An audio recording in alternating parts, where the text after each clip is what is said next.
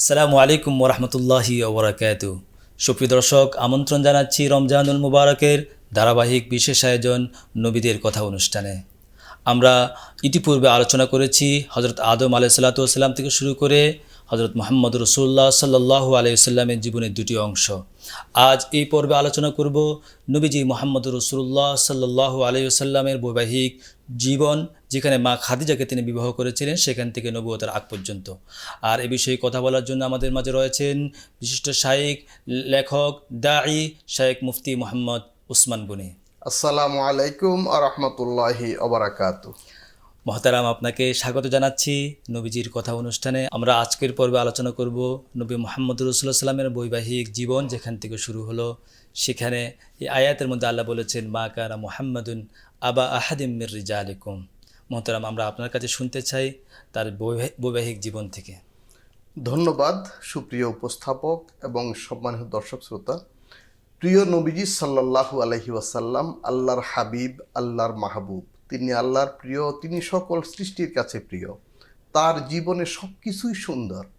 শেখ সাদি রহমতুল্লাহ আলাইহি সুন্দর করে বলেছেন, বালাগাল উলা বিকামালিহি কাশাফাত দুজা বিজামালিহি হাসুনাত জামিউ খিসালিহি সাল্লু আলাইহি ওয়া আলিহি। উচ্চতায় যিনি ঊর্ধ্বে সবার, তার নূরের ঝলকে কেটেছে আধার, সকল কিছুই সুন্দর তার, দুরুদ তাঁকেও তার পরিবার। এই নবীজি সাল্লাল্লাহু আলাইহি সাল্লামের ব্যক্তি জীবন, পারিবারিক জীবন, ওনার শৈশবকাল, বাল্যকাল, কৈশোর, তরুণকাল এবং যৌবন সব কিছুই সারা বিশ্বের সকল মানুষের জন্য আদর্শ। আল্লাহ রব্বুল আলামিন কোরআনে কারিমে প্রসঙ্গটি সুন্দর করে বলেছেন, ওয়ালাকুম ফি রাসূলিল্লাহি উসওয়াতুন লাকাদ কানা লাকুম ফি রাসূলিল্লাহি উসওয়াতুন হাসানা। অর্থাৎ প্রিয় নবীজি সাল্লাল্লাহু আলাইহি ওয়াসাল্লামের জীবন আদর্শে তোমাদের জন্য সর্বোত্তম উদাহরণ এবং আদর্শ বিদ্যমান রয়েছে। তো এই নবীজির জীবন আমরা আলোচনা করব এবং সেগুলো আমরা নিজের জীবনে অনুশীলনের চেষ্টা করব। আমাদের পরিবার যেন সুন্দর হয়, সমাজ যেন সুন্দর হয়। এই জন্য আমাদের প্রিয় নবীজি সাল্লাল্লাহু আলাইহি ওয়াসাল্লাম সত্যবাদী ছিলেন, আদর্শ মানুষ ছিলেন এবং তিনি পরোপকারী ছিলেন। সততা ছিল ওনার ভূষণ। এবং উনি যখন এই 25 বছরের কাছাকাছি বয়স, 20-এর ঊর্ধ্বে, তখন তিনি সারা আরবে বিশ্বস্ত ব্যক্তি হিসাবে এবং সফল কর্মী বা সফল ব্যবসায়ী হিসাবে পরিচিত হন। এই সময় আরবের একজন ধনাঢ্য বিদুষী নারী মা খাদিজা রাদিয়াল্লাহু তাআলা আনহা, উনি ওনার এই খবর জানতে পারেন বা পরিচিত হন। তিনি ওনাকে চাকরিতে নিয়ে নেন, ওনার ব্যবসায়িক কাজকর্ম দেখাশোনার জন্য ওনার এই ম্যানেজার হিসাবে বা পরিচালক হিসাবে ওনাকে নিয়োগ দেন। এই বিষয়টা হলো, যখন উনি মা খাদিজা রাদিয়াল্লাহু তাআলা আনহার কোম্পানিতে বা ওনার প্রতিষ্ঠানে চাকরি করছেন, তো মা খাদিজা রাদিয়াল্লাহু তাআলা আনহা তিনি অত্যন্ত বুদ্ধিমতী, বিচক্ষণ নারী ছিলেন এবং উনি বয়স অনেক বেশি ছিল। নবীজির বয়স যখন 20, মা খাদিজার বয়স তখন 35। নবীজির বয়স যখন 25, মা খাদিজার বয়স তখন 40। তো 15 বছরের বয়সের ব্যবধান। তিনি অবশ্যই পরিণত বয়স্কা মহিলা ছিলেন। তো তিনি নবীজিকে ফলো করতেন, অনুসরণ করতেন যে আসলে তিনি কিভাবে পরিচালনা করেন, এগুলো পিছন থেকে দেখতেন। তো তিনি দেখলেন যে রাসূল আকরাম সাল্লাল্লাহু আলাইহি ওয়াসাল্লাম যখন মরুভূমিতে চলেন তখন আকাশে মেঘ তাকে ছায়া দেয়। সুবহানাল্লাহ। তিনি নবীজির অনেক গুণাবলী দেখেছেন, কিন্তু এই যে নবীজির মুজিজা, যেটি মেঘ তাকে ছায়া দেয়, এই বিষয়টাই তিনি সবচেয়ে বেশি অভিভূত হয়েছেন, আকৃষ্ট হয়েছেন। তিনি বুঝতে পেরেছেন তিনি কোনো সাধারণ মানুষ নন, তিনি একজন মহামানব। এবং যখন থেকে তিনি মা খাদিজার ব্যবসা দেখাশোনা করা শুরু করলেন, তখন থেকে মা খাদিজার ব্যবসায় অনেক উন্নতি হওয়া শুরু হলো। এটা তো স্বাভাবিক, কারণ বিশ্বস্ততা, সততা যার উপাধি এবং আল্লাহর রহমত যেখানে রয়েছে বিশ্বস্ততা এবং সততার মধ্যে। তো এরপরে আমরা এখানে একটা কথা বলবো, হাদিস শরীফে নবীজি বলেছেন, আত-তাজিরুস সাদুকুল আমিন মা'আন নাবিয়িন ওয়াস সিদ্দিকিন। অর্থাৎ সত্যবাদী, বিশ্বস্ত ব্যবসায়ী যিনি সততার সাথে ব্যবসা পরিচালনা করে, সে পরকালে হাসরের দিনে নবীদের সাথে, সিদ্দিকদের সাথে উঠবে। সুবহানাল্লাহ। তো এরপরে আমরা মহতারাম নবীজির আদর্শে চাকরি এবং ব্যবসা দুটো জায়গায় আমরা মনে হয় দেখতে পাচ্ছি। আমাদের নবী করিম সাল্লাল্লাহু আলাইহি ওয়াসাল্লাম চাকরিও করেছেন, ব্যবসাও করেছেন। তিনি এমন কোনো কাজ নেই তিনি করেন নাই। আচ্ছা। তিনি ব্যক্তিগত জীবনে ছোটখাটো কাজও করেছেন এবং পারিবারিক জীবনে, দাম্পত্য জীবনে তিনি সব কাজ করেছেন। মানে আমরা যতগুলো কাজ মানব জীবনে দেখব, তিনি একদিকে একজন রাষ্ট্রপ্রধান, আরেকদিকে তিনি সেনাপ্রধান, আরেকদিকে তিনি গৃহে স্ত্রীর সাথে তিনি আবার এই ঘর কন্যার কাজে সহযোগিতা করেন। তিনি একজন ভালো স্বামী, তিনি একজন আদর্শ পিতা, তিনি একজন আদর্শ জামাতা, তিনি একজন আদর্শ বন্ধু, অর্থাৎ সকল দিক থেকে তিনি আদর্শ। তো খাদিজা রাদিয়াল্লাহু তাআলা আনহা নবীজির গুণমুগ্ধ হয়ে তিনি ওনার একটা চাকরানি ছিল, তার মাধ্যমে বিয়ের প্রস্তাবটা নবীজির কাছে পাঠালেন। রাসূল আকরাম সাল্লাল্লাহু আলাইহি ওয়াসাল্লাম অত্যন্ত আদর্শবান, বিশ্বের জন্য যেহেতু মডেল, তিনি ওনার চাচার কাছে, চাচা আবু তালেবের কাছে এটি রেফার করলেন। তো চাচা আবু তালেব অত্যন্ত খুশি হলেন এই প্রস্তাবে, যেহেতু এরকম বিদুষী নারী এবং সম্ভ্রান্ত ফ্যামিলি, সম্ভ্রান্ত ধনাঢ্য সব মিলিয়ে তিনি রাজি হলেন এবং এই চাচার এই মধ্যস্থতায় এই বিয়েটি সম্পন্ন হয়। এবং যখন এই বিয়েটি হয় তখন নবীজির বয়স হলো 25 বছর এবং মা খাদিজার বয়স হলো 40 বছর। এবং মা খাদিজা রাদিয়াল্লাহু তাআলা আনহা ইতিমধ্যে কিন্তু ওনার দুটি বিয়ে হয়েছে, সেই দুইজনও স্বামী খুবই সম্ভ্রান্ত ছিল, ধনী ছিল এবং তারা মৃত্যুবরণ করেছিলেন। এবং মা খাদিজা, এটি আল্লাহর ইচ্ছা, আল্লাহ পাক এভাবে করবেন, এই জন্য উনি কিন্তু স্বামীদের ধন সম্পদও পেয়েছেন এবং ওই দুই ঘরেও কিন্তু মা খাদিজার সন্তান হয়েছিল। আসলে আল্লাহ রব্বুল আলামিন এটি করবেন, আল্লাহরই পরিকল্পনা। এবং রাসূল আকরাম সাল্লাল্লাহু আলাইহি ওয়াসাল্লাম এই 25 বছর বয়স থেকে 52 বছর বয়স পর্যন্ত এই দীর্ঘ 27 বছর ব্যাপী মা খাদিজাকে নিয়ে দাম্পত্য জীবন পার করেছেন এবং এই ঘরে ওনার 7 জন সন্তান হয়েছে এবং সেই সন্তানদের মধ্যে 4 জন কন্যা, 3 জন হলো পুত্র। কন্যাদের মধ্যে সবচেয়ে বড় যিনি, তিনি হলেন জয়নাব, তারপরে রোকাইয়া, তারপরে উম্মে কুলসুম এবং সর্বশেষ ফাতেমা রাদিয়াল্লাহু তাআলা আনহা। এবং ছেলেদের মধ্যে প্রথম সবচেয়ে বড় যিনি, নাম ছিল কাসেম, তারপরে তাহের এবং তৈয়ব। আর এই কাসেম হওয়ার কারণেই ওনার সন্তান, ওনাকে আবুল কাসেম কুনিয়াত বা উপাধিতে ভূষিত করা হয়েছে, ওনাকে আবুল কাসেম বলা হয়।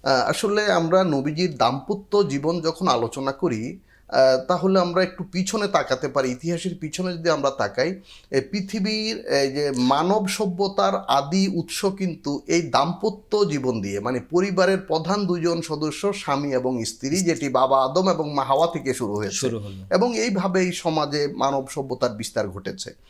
তো রাসূল আকরাম সাল্লাল্লাহু আলাইহি ওয়াসাল্লাম আদর্শ দাম্পত্য জীবন যাপন করেছেন। মা খাদিজা যেমন মহিয়সী একজন নারী ছিলেন, আরবের শ্রেষ্ঠ নারী ছিলেন, সম্ভ্রান্ত নারী ছিলেন, নবী করিম সাল্লাল্লাহু আলাইহি ওয়াসাল্লাম সর্বকালের শ্রেষ্ঠ মহামানব ছিলেন। এবং তিনি যখন এই সময়টাতে 27 বছর দাম্পত্য জীবন পালন করেছেন, ওনার 7 জন সন্তান হয়েছে, মা খাদিজা ওনাকে বিভিন্ন কাজে সহযোগিতা করেছেন এবং নবী করিম সাল্লাল্লাহু আলাইহি ওয়াসাল্লাম মা খাদিজাকে বিভিন্নভাবে সহযোগিতা করেছেন। আমরা দেখি যে রাসূল আকরাম সাল্লাল্লাহু আলাইহি ওয়াসাল্লামের জীবনে, ওনার এই পারিবারিক জীবনে, দাম্পত্য জীবনে এবং নবুয়তের জীবনে সকল ক্ষেত্রে মা খাদিজা রাদিয়াল্লাহু তাআলা আনহা অত্যন্ত বড় সহায়ক শক্তি ছিলেন। এবং নবীজির জীবনে 2টি বড় শক্তি সহায়তা করেছে, ভিতর থেকে মা খাদিজা রাদিয়াল্লাহু তাআলা আনহা এবং বাহির থেকে আবু তালেব। আচ্ছা। আর আমরা এবং নবীজি সাল্লাল্লাহু আলাইহি ওয়াসাল্লাম এই প্রসঙ্গটি বলেছেন যে আমি সকলের ঋণ শোধ করেছি 2 জনের ছাড়া। একজন হলেন খাদিজা রাদিয়াল্লাহু তাআলা আনহা, আরেকজন হলেন আবু বকর সিদ্দিক রাদিয়াল্লাহু তাআলা আনহু। তো নবীজি যখন ওনার বয়স 35, তখন তিনি তো সমাজে পরিচিত, প্রতিষ্ঠিত এবং তিনি খুবই সমাজ সেবার কাজে, সমাজ উন্নয়ন কাজে, মানব সেবার কাজে তখন নিবেদিত। তো ওই সময় তিনি এই সমাজের প্রচলিত রীতিনীতিগুলো তিনি অনেকগুলোই উনি দেখলেন যেগুলো সঠিক নয় এবং তিনি নিজের মতো এগুলো পরিবর্তনের চেষ্টা করলেন, কিন্তু তিনি কুলিয়ে উঠতে পারছিলেন না। তিনি আল্লাহর শরণাপন্ন হলেন, তিনি গারে হেরাতে যাতায়াত শুরু করলেন এবং তিনি বুঝতে পারলেন যে এই সমাজে যে সমস্ত বিষয়গুলো চলছে সেগুলোর থেকে মুক্তি দরকার। মানব জাতিকে মুক্তি করতে তিনি ধ্যানে বসা শুরু করলেন গারে হেরাতে। এবং এই বিষয়টা হাদিস শরীফে এসেছে যে হুব্বিবা ইলাইহিল খালা, নবীজির কাছে তখন নির্জনতাকে একাকিত্ব। প্রিয় করা হয়েছে। তিনি একাকী থাকতে পছন্দ করতেন, মানে ভাবনার জন্য। তিনি নতুন একটি পথ বের করার জন্য আল্লাহর ইচ্ছায় তিনি এইভাবে ভাবতেছিলেন। আল্লাহ রব্বুল আলামিন তাকে গারে হেরায় নিয়ে গেলেন, এবং সেই গারে হেরা যেটি জাবালের নূর নামে পরিচিত, মানে মক্কা আলোর শরীফে, পাহাড়, মক্কা জি। শরীফে কাবাঘর থেকে 3 কিলোমিটার 3 কিলোমিটার। দক্ষিণ দিকে। উচ্চতায় কম বেশি এটি 2600 মিটার বা 3000 জি 3 কিলোমিটার হিসাবে 3 কিলোমিটারের মতো বা না, 3000 মিটার, আচ্ছা 3 3000 কিলোমিটার। জি। তো সেখানে আলহামদুলিল্লাহ 2007 সালে হজ উপলক্ষে আমি যাওয়ার সৌভাগ্য হয়েছে। প্রসঙ্গত আমি বলতে চাই যে রাসূল আকরাম সাল্লাল্লাহু আলাইহি ওয়াসাল্লাম যখন সেখানে অবস্থান করতেন, তখন তিনি মাঝে মধ্যে শুকনো কিছু খাবার নিয়ে যেতেন। তো তিনি অনেক সময় সপ্তাহ পর সপ্তাহ সেখানে অবস্থান করতেন। এই সময়টাতে মা খাদিজা রাদিয়াল্লাহু তাআলা আনহা নবীজির জন্য পানীয় এবং খাবার নিয়ে যেতেন। মজার ব্যাপার হলো, আজকে এই 2000 সালে এসেও আমরা এখন আমাদের মতো একেবারে তরুণ যুবকরাও কিন্তু উঠতে আমাদের মানে খুবই কষ্ট এবং হয়েছে। সেখানে অনেক সুযোগ সুবিধা করেছে। আমি মোহতারাম ওঠার চেষ্টা করেছি কিন্তু পারিনি। তো এবং আমরা অর্ধেক পথে গিয়ে থেমে থেমে একটু বিরতি দিয়ে আমরা উঠেছি, তারপরও কষ্ট হচ্ছে। কিন্তু আজ থেকে 1500 বছর আগে, যেখানে কোনো রকমের সুযোগ সুবিধা ছিল না, কোনো ব্যবস্থা ছিল না, এবং অনেক উঁচু এটি খাড়া পাহাড় আপনি দেখেছেন, তো মা খাদিজা রাদিয়াল্লাহু তাআলা আনহা নবীজির জন্য খাবার নিয়ে যেতেন উনার সেখানে। বয়স কিন্তু তখন কম না, অনেক বেশি। উনার বয়স তখন 55 বা 60-এর কাছাকাছি। 60-এর কাছাকাছি। আমরা বলছিলাম মা খাদিজা রাদিয়াল্লাহু তাআলা আনহার যে অবদান, এবং তিনি যখন এভাবে এত ত্যাগ স্বীকার করেছেন, নবী করিম সাল্লাল্লাহু আলাইহি ওয়াসাল্লামের সেবায় নিজেকে এভাবে আত্মনিয়োজিত করেছিলেন, তখন আল্লাহ রব্বুল আলামিন জিব্রাইল আলাইহিস সালামের মাধ্যমে মা খাদিজা রাদিয়াল্লাহু তাআলা আনহাকে সালাম পাঠিয়েছেন। সুবহানাল্লাহ। তো আমরা মানে মা দেখি খাদিজার কর্ম আল্লাহ রাব্বুল আলামিন পছন্দ করেছেন অনেক। এত পছন্দ করেছেন। এবং রাসূল আকরাম সাল্লাল্লাহু আলাইহি ওয়াসাল্লামের দাম্পত্য জীবন সম্পর্কে একটি কথা না বললেই নয়, যে নবী করিম ইসলামের জীবনে মৌলিকভাবে প্রধানত একটি মাত্র বিয়ে, মানে ওনার জীবনে 25 থেকে 52 বছর পর্যন্ত পুরোটা দাম্পত্য জীবন, সন্তান সব কিছু কিন্তু এখানে। এবং একটি মাত্র সন্তান ইব্রাহিম সর্বশেষ মারিয়া কিপ্তিয়ার ঘরে জন্মগ্রহণ করেছিল। এবং নবীজির পরের যে বিয়েগুলো, সেগুলো কিন্তু সামাজিক কারণে, রাষ্ট্রীয় কারণে, রাজনৈতিক কারণে, পারিপার্শ্বিক বিভিন্ন প্রেক্ষিতে সেগুলো সংগঠিত হয়েছিল। এবং সেগুলো আসলে এই দাম্পত্য জীবনে বা বিয়ের প্রয়োজনে বিয়ে নয়, কিন্তু সেগুলো সামাজিক এবং রাষ্ট্রীয় বিভিন্ন প্রয়োজনে সেগুলো হয়েছিল। তো আমরা দেখি মা খাদিজা রাদিয়াল্লাহু তাআলা আনহার মতো একজন নারী একজন পুরুষের জীবনে কি প্রভাব সৃষ্টি করতে পারে, একজন নবীকে এই সফল হওয়ার জন্য কতটুকু সহযোগিতা করেছেন। নবী করিম সাল্লাল্লাহু আলাইহি ওয়াসাল্লাম মা খাদিজা রাদিয়াল্লাহু তাআলা আনহুর ইন্তেকালের পরে অত্যন্ত বিমর্ষ হয়েছেন, এবং ওই সময় নবীজির বয়স 51 বা 52, যেটি হলো মেরাজের আগেই, এবং একই বছরে ইন্তেকাল করেছিল চাচা আবু তালেব তায়েফ যাওয়ার আগে, সম্ভবত তায়েফ থেকে ফিরে আসার পর। আচ্ছা আচ্ছা। এবং সেই তায়েফের ঘটনাও ঘটলো, সেই দুর্ঘটনা, চাচা মারা গেলেন এবং স্ত্রীও মারা গেলেন। এই সময় মেয়েরাজ সংগঠিত হলো, অর্থাৎ, এবং এই মেয়েরাজ সংগঠিত হওয়ার অনেকগুলো কারণ বা উপলক্ষ রয়েছে। তার মধ্যে একটি হলো মা খাদিজার মৃত্যু শোকের সান্ত্বনা। আল্লাহ রব্বুল আলামিন এই উপহারটা দিলেন। আমি এই প্রসঙ্গটা এখানে এজন্য বলছি যে মা খাদিজা একজন মহিয়সী নারী, তার এই যে অবদান, আল্লাহ রব্বুল আলামিন সে অবদানের স্বীকৃতি দিয়েছেন, এবং নবীজির জীবনে নবীজিকে সান্ত্বনা দেওয়ার জন্য মেরাজ পর্যন্ত নিয়ে গিয়েছেন। তো এই দাম্পত্য জীবন কত সুখের হবে, সুন্দর হবে, এটি আমরা নবীজি এবং মা খাদিজার জীবন থেকে দেখি। এবং নবী করিম সাল্লাল্লাহু আলাইহি ওয়াসাল্লাম তিনি যে আদর্শ মানব, আদর্শ মহামানব, তিনি শুধু আরবের জন্য নন, তিনি শুধু এই মুসলমানদের জন্য নন, তিনি সারা বিশ্বের জন্য, সকল মানুষের জন্য, এবং কিয়ামত পর্যন্ত সকল মানুষের জন্য তিনি মুক্তির পথের দিশারি। ইন্না আরসালনাকা শাহিদান ওয়া মুবাশশিরান ওয়া নাযীরা। আল্লাহ রাব্বুল আলামিন আমাদের নবী সম্পর্কে বলেছেন শাহিদা ওয়া মুবাশশিরা ওয়া নাযীরা। মুহতারাম যদি বলতেন একটু আরেকটু। আমাদের প্রিয় নবীজি সাল্লাল্লাহু আলাইহি ওয়াসাল্লাম ওনার যে গুণাবলী, আল্লাহ রব্বুল আলামিন ওনাকে বলেছেন যে তিনি এই যে উম্মতের জন্য এটি পথ প্রদর্শক, তিনি সাক্ষ্য প্রদান করবেন, তিনি সুসংবাদ দিবেন। এই যে তিনি সুসংবাদ দিয়েছেন আমাদের শুধু মুখে নয়, তিনি কাজে করে দেখিয়েছেন। আমরা দেখি অনেক মানুষ আছে তারা হয়তো খুব ভালো মানুষ কিন্তু দাম্পত্য জীবনে ভালো নয়। অনেক ভালো মানুষ আমাদের মধ্যে অনেকে রয়েছেন সফল মানুষ জীবনে, সফল ব্যবসায়ী, সফল কর্মী, সফল নেতা, কিন্তু তার ব্যক্তি জীবনে তিনি অনেক জায়গায় ব্যর্থ, পারিবারিক জীবনে ব্যর্থ, পিতা হিসাবে ব্যর্থ, সন্তানের কাছে তার গ্রহণযোগ্যতা নাই, বা পরিবারের কাছে, স্ত্রীর কাছে তার গ্রহণযোগ্যতা নাই। কিন্তু আমাদের প্রিয় নবীজি সাল্লাল্লাহু আলাইহি ওয়াসাল্লাম তিনি অভিভাবকদের কাছে যেমন আদরের ছিলেন, তিনি সন্তানদের কাছে তেমন সম্মানীয় ছিলেন, স্ত্রীর কাছে তেমন প্রিয় ছিলেন, বন্ধুদের কাছে তেমন বিশ্বস্ত ছিলেন। অর্থাৎ সমাজে প্রতিটি মানুষের কাছে তিনি আদর্শ হিসাবে ছিলেন। এবং এই ওনার যে উত্তম আদর্শ এটি বাস্তবায়ন করাটাই হলো ইসলাম। আমরা দেখি মা আয়েশা রাদিয়াল্লাহু তাআলা আনহা নবীর ওয়াফাতের পরে সাহাবা একরাম যখন জানতে চাইলেন তখন তিনি বলেছেন কানা খুলুকুহু আল কোরআন, যে কোরআন হলো নবীজির চরিত্র, নবীজির জীবন দর্শন, এই কোরআনের যে তত্ত্বগুলো আছে সেগুলোর বাস্তবায়ন হলো নবীজির জীবনে।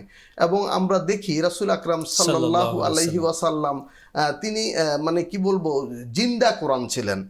যে একটা আয়াতের মধ্যে এসেছে সূরা কলাবের মধ্যে, ওয়া ইন্নাকা লা আলা খুলুকিন আযীম, তিনি মহান চরিত্র অধিকারী ছিলেন। এবং এই চরিত্র মানেই যে ক্ষমা, দয়া, ভালোবাসা, উদারতা, তিনি কখনো শত্রুকে আঘাত করেন, তিনি দান করতেন অনেক, তার এবং গুনাহ। সবচেয়ে বড় বিষয় হলো তিনি কখনো প্রতিশোধ দেননি, আচ্ছা, তিনি ক্ষমা করেছেন। এবং এই প্রসঙ্গটি কোরআনে কারিমে সূরা তওবার শেষ আয়াতে আল্লাহ রাব্বুল আলামিন বলেছেন রউফুর রহিম। দেখেন আল্লাহর নাম হইল রউফ রহিম।